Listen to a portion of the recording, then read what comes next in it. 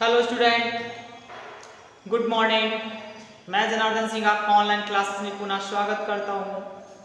जैसा कि हमने आपको कक्षा 12 रसायन विज्ञान में पिछली वीडियो में एमीन के विषय में बताया था, आज हम आपको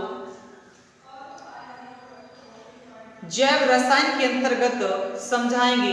जैव रसायन आपके पास 10 से 12 नंबर की तैयारी कराएगी, तो उस टॉपिक को हमें क्रम से समझना होगा।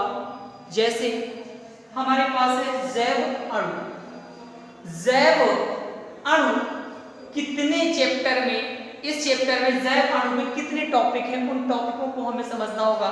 तो जैव अणु में पहला टॉपिक आ जाता है हमारे पास कार्बोहाइड्रेट।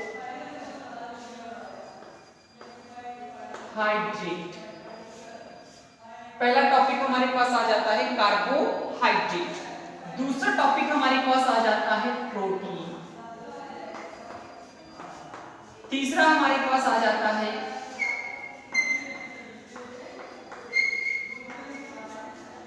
विटामिन।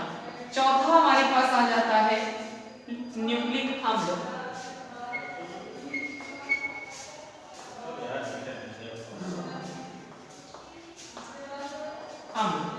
पांचवा टॉपिक हमारे पास आ जाता है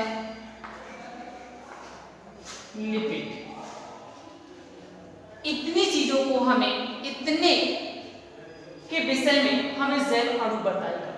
तो कार्बोहाइड्रेट हमें पढ़ना पड़ेगा, प्रोटीन हमें पढ़ना पड़ेगा। कार्बोहाइड्रेट आपके पास कम से कम 5 नंबर की तैयारी कराएगा, प्रोटीन 2 नंबर की तैयारी कराएगा, विटामिन 2 से 3 नंबर की तैयारी कराएगा, न्यूक्लिक अम्ल 3 से 5 नंबर की तैयारी कराएगा, लिपिड 1 से 2 नंबर की तैयारी कराएगा। ये आपके पास है जैव अणु। इतने नंबर अगर एक मिनिमम रेंज पे चलते हैं कि 5 नंबर ये मिल जाए, 2 नंबर ये मिल जाए, 7 7 2 9 9 और 3 12 12 और 1 13, तो हमने आपको पहले ही बताया था कि 10 से 12 या 10 से 15 के बीच में आपके पास जैव अणु पूछा जाएगा। तो चलिए देख लेते हैं। सबसे पहली हेडिंग हमारे पास है जैव अणु भी किसे कहते हैं। जैव अणु किसे कहते हैं? जैव अणु की परिभाषा क्या बनेगी? तो आप जैव अणु की परिभाषा क्या बनेगी? जीव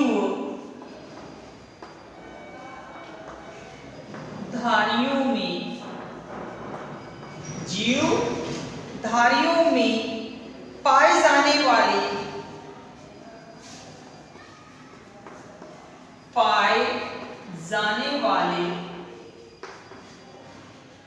जैविक प्रक्रम, जैविक प्रक्रम में भाग लेने वाले,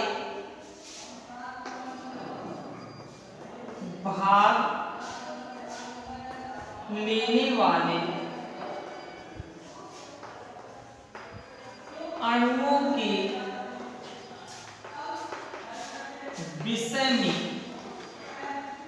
बताना क्या कहलाएगा? आपका जैव अणु कहलाएगा। जीवधारियों में पाए जाने वाले जैविक प्रक्रम में भाग लेने वाले अणुओं की संख्या या अणुओं के विषय में बताना क्या कहलाएगा? आपका जैव अणु कहलाएगा। अब हम जैव अणु में हमने आपको पहला बताया था कि पहला टॉपिक हमारे पास लगा हुआ है कार्बोहाइड्रेट।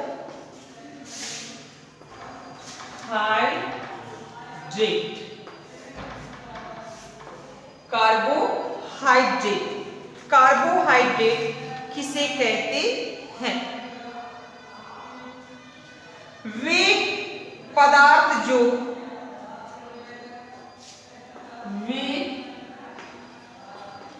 कार्बनिक पदार्थ जो जल अपघटन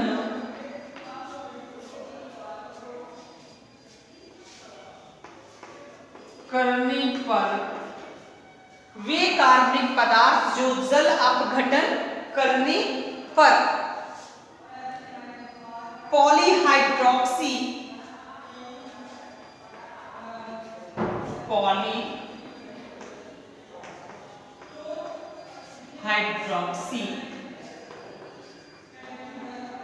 एल्डिहाइड या कीटोन देते हैं, क्या कहलाते हैं? कार्बोहाइड्रेट। फिर से परिभाषा समझ लेते हैं। वे कार्बनिक पदार्थ जिनका जल अपघटन करने पर पॉलीहाइड्रोक्सी एल्डिहाइड या कीटोन देते हैं, क्या कहलाते हैं?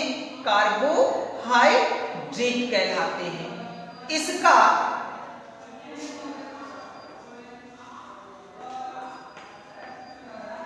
सामान्य सूत्र CxH2O का होल Y, CxH2O का होल Y होता है। आपने कार्बोहाइड्रेट के विषय में जान लिया। अब हम पढ़ते हैं कि कार्बोहाइड्रेट को कितने भागों में बांटा गया है। तो कार्बोहाइड्रेट दो प्रकार का होता है। कार्बोहाइड्रेट कितने प्रकार का होता है? तो 2 प्रकार का होता है। कौन कौन से 2 प्रकार होते हैं? नंबर 1 शर्करा,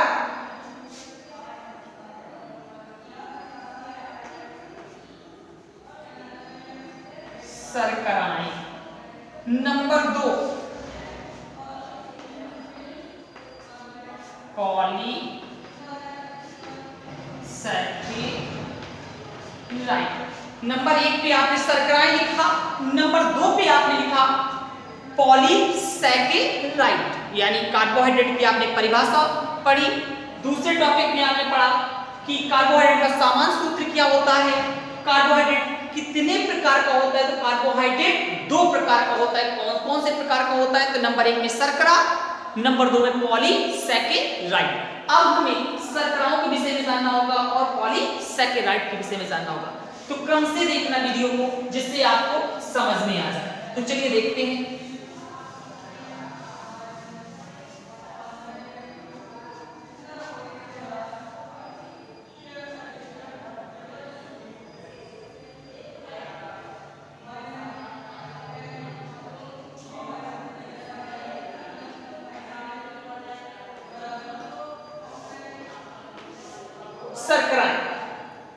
शर्कराएं किसे कहते हैं? तो चलिए देख लेते हैं।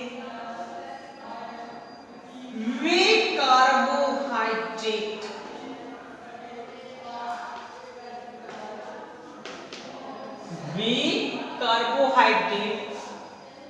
जो रंगहीन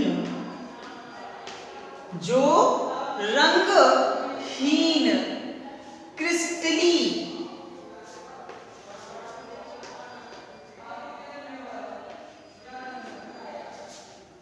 जल में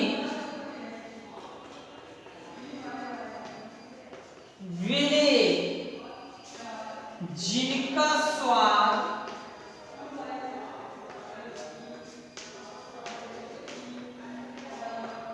मीठा होता है, क्या कहलाती हैं? शर्कराएं कहलाती हैं।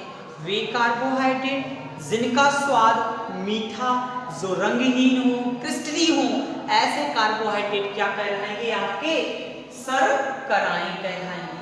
अब क्वेश्चन बना कि शर्कराएं कितने प्रकार की होती हैं? तो शर्कराएं 2 प्रकार की होती हैं। कौन कौन सी प्रकार की होती हैं? 2 प्रकार की होती हैं। तो चलिए देख लेते हैं शर्कराओं के प्रकार।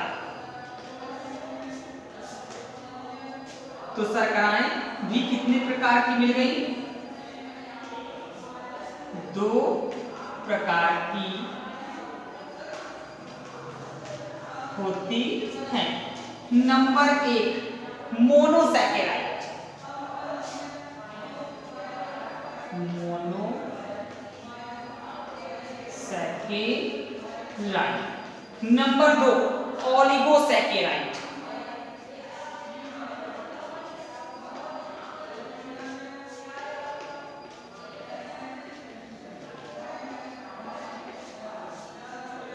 नंबर 1 आपने जाना मोनोसैकेराइड, नंबर 2 जाना आपने ओलिगोसैकेराइड।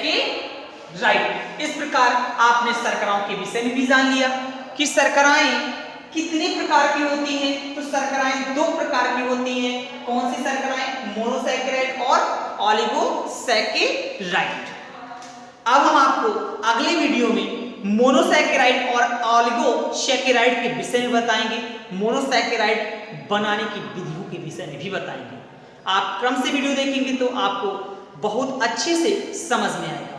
आज के लिए इतना ही, धन्यवाद।